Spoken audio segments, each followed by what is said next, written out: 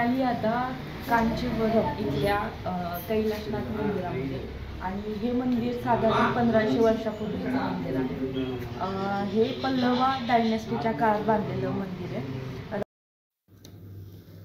कांचीपुरम हे प्राचीन शहरापैकी एक महत्त्वाचं शहर आहे। मंदिरांचं शहर असंही याला म्हटलं जातं। इथे असलेल्या अनेक मंदिरांपैकी कैलासनाथ मंदिर हे सर्वात जुनं मंदिर आहे।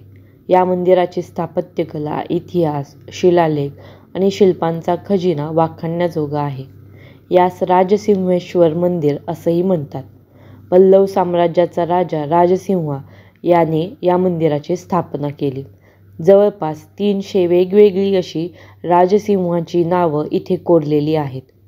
कन्नड भाषेतला एक शिलालेखामध्ये चालुक्य राजा विक्रमादित्यचा उल्लेख केलेला आहे।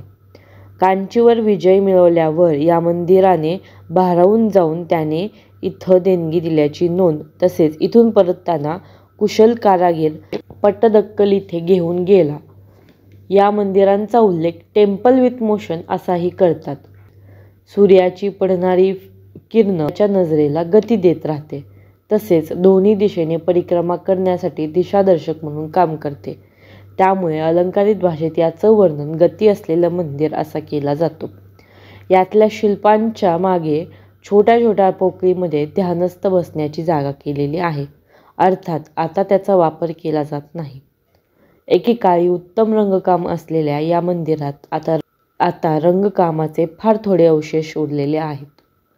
स्थापत्यकलेच्या नव्या काळाचं द्योतक असलेलं कैलासनाथ मंदिर महादेवाच्या इथे असलेल्या गंधर्व शिवा या शिल्पाचा ओरिएंट बेल्ट या स्टार मॅपशी अगदी तंतोतंत वर्णन जुळते। 21व्या शतकापासून 8व्या शतकात जाण्याचा हा मार्ग न चुकवण्यासारखाच आहे।